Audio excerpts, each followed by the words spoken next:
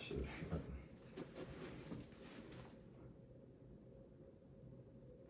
What's going on, everybody? This is just our last motion picture. I haven't wiped this board since I got it. But I really like sometimes when the rubbish is there. It adds its own unique flavor. But we'll give it a little clean and have a fresh board to work with. This might have to get dried real quick too. Maybe this is probably only wetted like half the rag, so we'll probably be good with that. Dry spot for the chalk.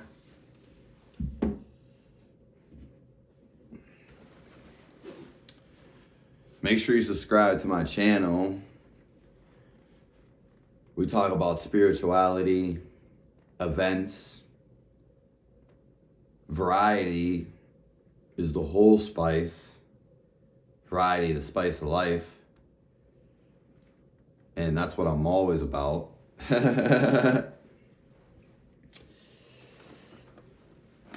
But without variety, we wouldn't have the world. If everybody was the same, things wouldn't be different. So it's a unique phenomena. And we're gonna jump into this. And like I said, make sure you subscribe.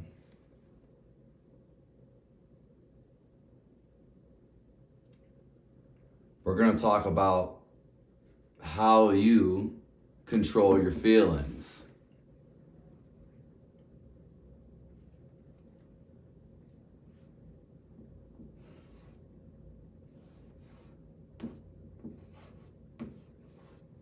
Did you ever...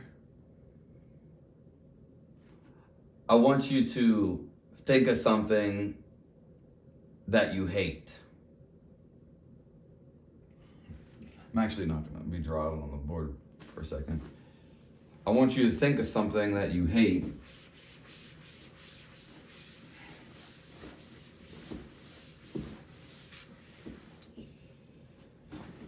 It's probably it can only be something you do or a person. So in between those, why do you hate it? Well, let's just say there's a person that you hate. Well, there's probably people that love that person. Which that probably goes for everybody, almost everybody, unless there's somebody that just everyone loves. There's a couple rare breeds out there. Some get hated a lot, some get loved a lot, some go through the turmoil of both.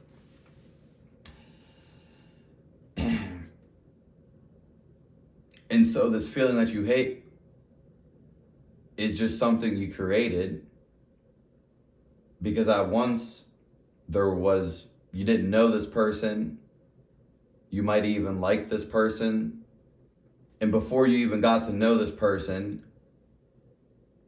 you didn't know them, so there was nothing to know, because there really is nothing.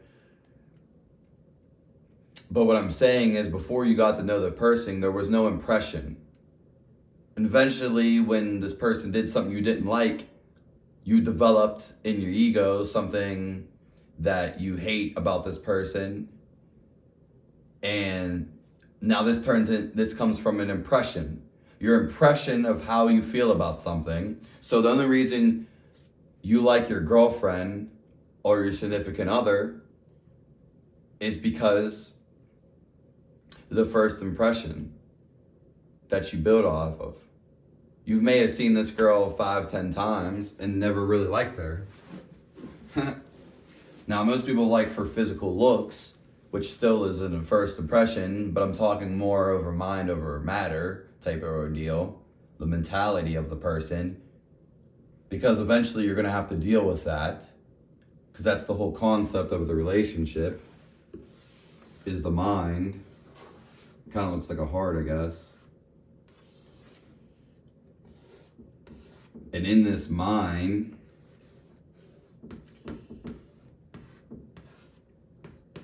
board looks way better, is how you create your feelings and pretty much where they come, because it's all the way you interpret it.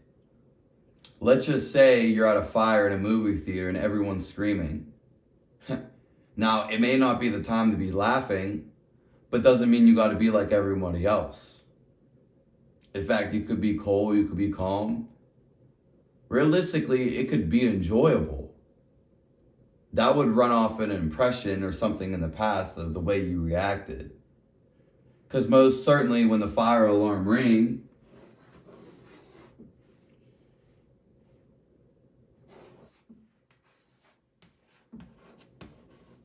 you would be forced with a decision. You would be shocked. You would be brought into the moment. But with the external world, the exterior, the people running and shouting and the chaos, the stampede, would that throw you out, throw you into the moment, throw you out your mind? And will that, you know what I mean? I didn't mean to say throw you out the mind. But I meant to say shock you, put you in a state of shock where you're actually there. But most people with all the stuff going on get involved back into the mind and think like, for easier words, think that they're real. So, because the fire would never hurt your soul. Now, yeah, it may physically hurt, and yeah, you should run and you should get out of there, but you can do it in a calm manner. Most people die because they're in a state of fear or they're in a state of unawareness. Because when you're in a state of awareness, you know when you're going to die. When you're unaware, it becomes a shock. They're terrified. They were terrified before, deep down. It might have not have been on the surface. Subconsciously, or even beyond that, there was some ego, some fear in there, some hate. Maybe even sadness. Whatever this vibration is, they're going to feel that and bring that to the outside world. It's going to be emitted. So everybody's going to run in chaos. It's like if you drop something in the store, let's just say at the grocery store, and you drop a grocery,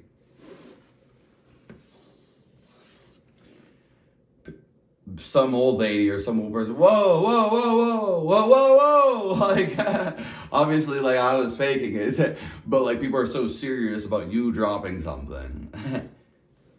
That's just something that I noticed. So, when you hate someone, you can control, you base that off your first impression. So, you're really unaware that you hate that person. Because if you were aware, you wouldn't hate that person. You would probably actually see something good in that person. Because naturally, when you're aware, you're not thinking about the person. You're not necessarily judging about the person. You're just seeing the person just as a life form in a costume for life.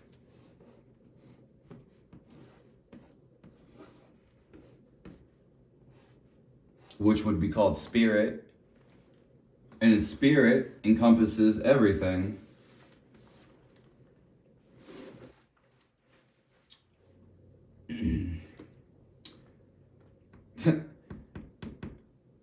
Most people are ran by the external world and what people think of the external world. But once you break free of that, the mind, then there's no need to worry about that.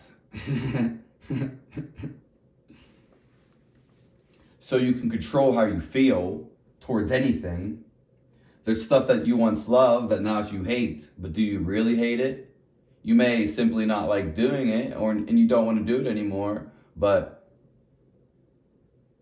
when you're intuition, you're going to do what you need to do.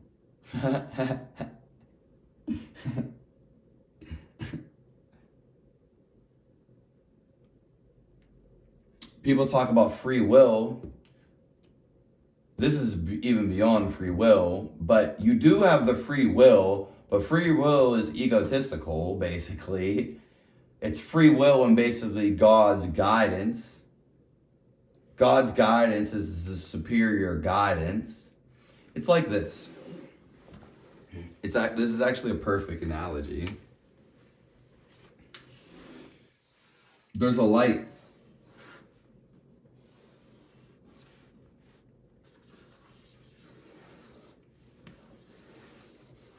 At the end of this tunnel.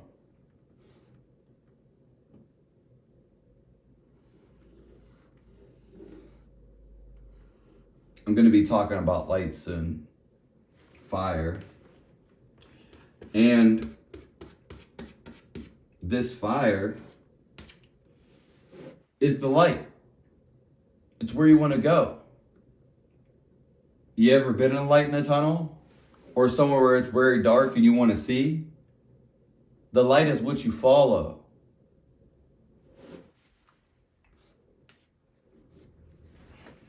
Everybody's going to the light, especially at night.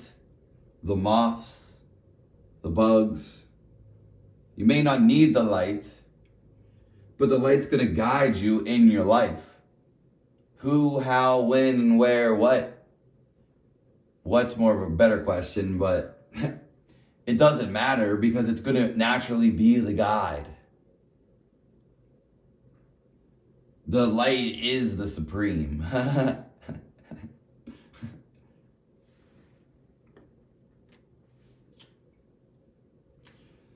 It doesn't necessarily have roles, it's just followed. So I don't have to tell you to do this, X, Y, B, and C, and Z. We can explain all this, sure, but if it's really happening like a master or someone that's really good, it's just going to happen naturally. You know, and then you can pick up things along the way, nuances, explanations. You could learn things. But the feeling is not you. The feeling in the mind is not you. How you feel about something. Now your intuition will give you a sensation, a sensational type of feeling, but there's no need to describe it. So let's say you go to a place and you have this overwhelming feeling. And it's pretty much like a scary feeling. It's a feeling like something's about to happen. I need to get out of here. But you don't listen to that. That's God, and He's guiding you. Guidance. Okay? That's what it is. And so, if you listen to it, then you're gonna get out of there. If not, you're gonna pay the punches. You're gonna get hit with something. Cause and effect. You didn't listen. Maybe it's pretty much egotistical. You didn't listen, you're gonna get hit. Whereas if you did listen, it just sounds right in my reverb. It just goes. So you control your feelings. There's plenty of people that love someone, and then, especially relationships, and then they hate that person. Well, you just changed your view on that person. You literally changed how you felt about that person. That person didn't change how you feel. If they did, then they'd be manipulating you all the time, which to some degree they do. You control how you feel. And the best thing for you to feel isn't about someone necessarily. It's about how you generate this wealth and feeling inside of you, because the feeling inside of you is going to reciprocate and be reciprocal to the whole world around you. You need not love one person. The way society is, especially in the Western world, it's a one-on-one type of exclusive love. Now, that is a good thing on certain barriers, certain man-made barriers, certain communication and oral talk. But the best exclusive relationship, the only relationship exclusive, is not with him and her, is with God. So bringing God into your life is bringing wealth and love, an outpouring of love. It's almost narcissistical to just love one person. Families love multiple people. Okay, they love their dogs and animals. Well, what extent, where does your love stop? Where does your love stop? Jesus, babies, newborn babies, even toddlers, their love is they feel. That's why when a toddler goes up to a situation, they're not talking. They're coming up in there and they're looking. They're feeling like, let's just say a negative person comes around. The same thing a dog does. The human being, even the child, even if it's alone, knows the feeling that's reverberating and vibrating off the other person. They're going to know.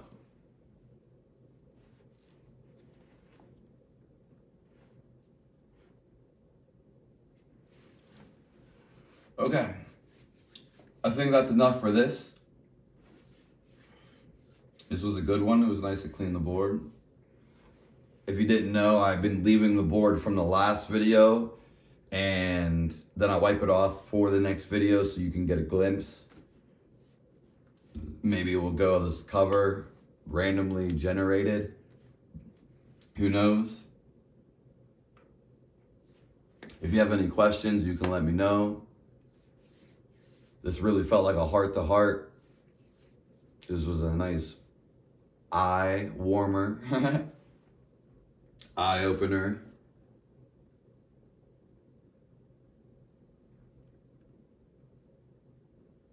I appreciate everyone for stopping by.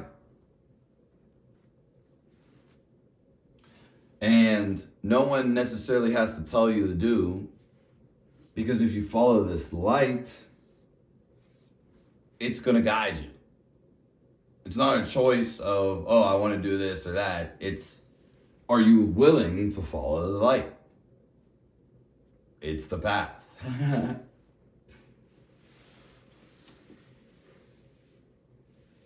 Okay, that's it. Okay.